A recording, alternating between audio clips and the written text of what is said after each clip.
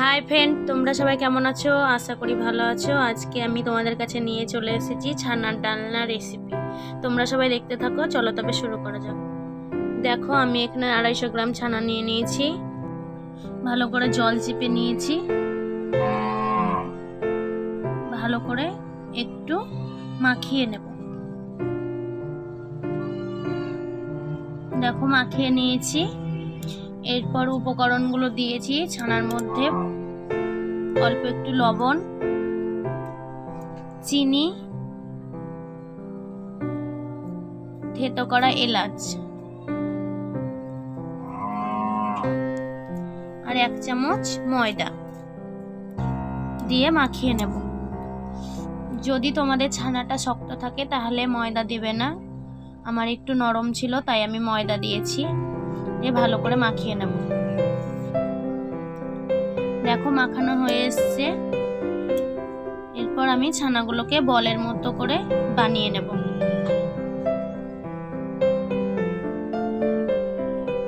তোমরা যেমন শেপ দেবে তেমন দিতে পারো। দেখো, আমি এরকম ভাবে বানিয়ে নিয়েছি।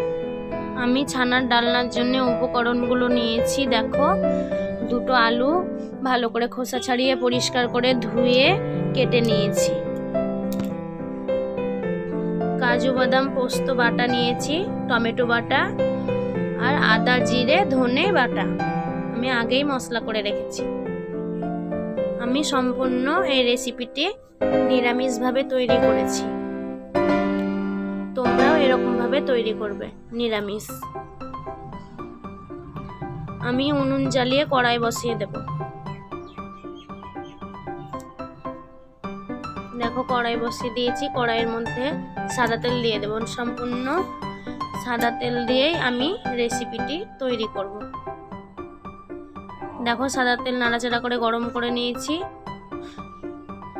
ছানাগুলো অল্প আঁচে উল্টে পাল্টে ভেজে নেব। দেখো, ভাজা হয়ে এসছে, তুলে নেব। এরকম ভাবে আমি সবগুলো ভেজে নিয়েছি। ওই তেলেই আমি শুকনো লঙ্কা, গোটা গরম মশলা, তেজপাতা, কালো জিরে দিয়ে আলুগুলো ভেজে নেব।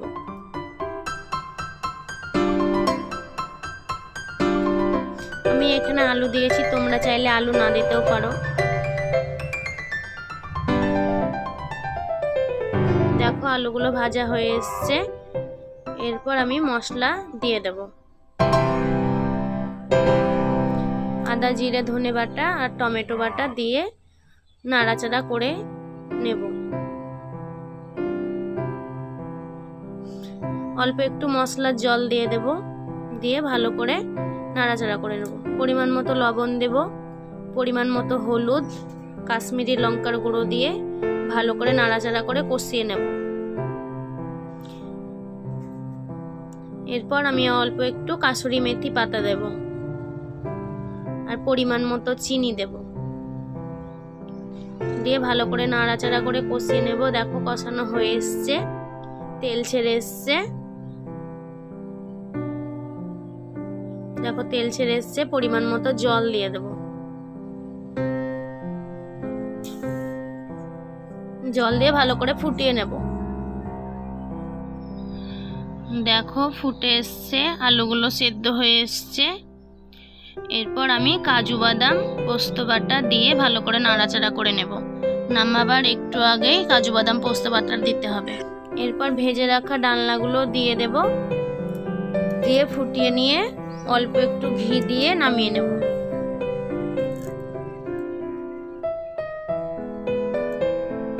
দেখো, নামিয়ে নিয়েছি। এরকম ভাবে তোমরা তৈরি করে খাবে, আশা করি খুব ভালো লাগবে। ভাত দিয়ে খাবে, রুটি দিয়ে, লুচি কিংবা পরোটা দিয়ে খুব ভালো লাগবে খেতে। ভালো লাগলে অবশ্যই আমার চ্যানেলটিকে সাবস্ক্রাইব করে লাইক শেয়ার কমেন্ট করে আমার পাশে থাকবে আরো নতুন নতুন ভিডিও পাওয়ার জন্য। কমেন্ট করে জানাবে তোমরা সবাই। দেখো, কালারটা কি সুন্দর হয়েছে। তোমরা এরকম ভাবে সবাই তৈরি করে খাবে। তোমরা সবাই ভালো থেকো। আমি চলে আসবো পরের ভিডিও নিয়ে।